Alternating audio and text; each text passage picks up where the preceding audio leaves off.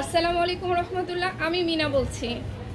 আচ্ছা, আপনারা কি আমার মতো এই দেখেন না, একটু ব্রণ হলে আমার মুখটাই নষ্ট হয়ে যায়। আরে কখন এই ব্রণটা যাবে? আপনারাও কি আমার মতো?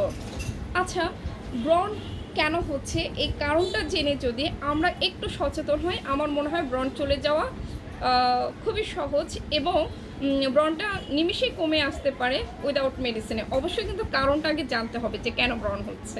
বিষয়টা হচ্ছে যেমন ধরেন, আপনি যদি আপনার ত্বকটাকে খুব সুন্দরভাবে পরিষ্কার পরিচ্ছন্ন রাখেন, খাদ্যাভ্যাসের পরিবর্তন করেন, হেলদি খাবার যদি খান, শাকসবজি যদি খান, বেশি বেশি ফলমূল যদি বেশি খান এবং অয়েলি খাবার, ফাস্টফুড খাবার, চিনি জাতীয় খাবার, মিষ্টি জাতীয় খাবার যদি একটু অ্যাভয়েড করেন, নিয়ম করে যদি 8 থেকে 9 গ্লাস বা 7-8 গ্লাস যদি ঠিকঠাক পানি খান এবং ব্রণটা যদি এভাবে না ঘটেন, তাহলে দেখবেন আপনার ব্রণ অনেক বেশি কমে গেছে।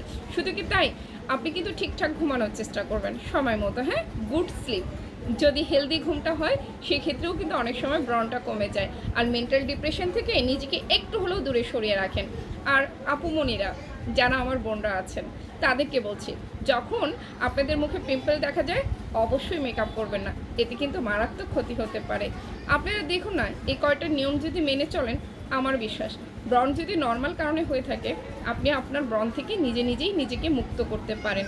জটিল কিছু হলে নেক্সটে আসতেছি সেই বিষয় নিয়ে কথা বলার জন্য আপনাদের সাথে। সে পর্যন্ত সবাই ভালো থাকবেন, সুস্থ থাকবেন, অনেক অনেক অনেক অনেক বেশি হ্যাপি থাকবেন। আল্লাহ হাফেজ।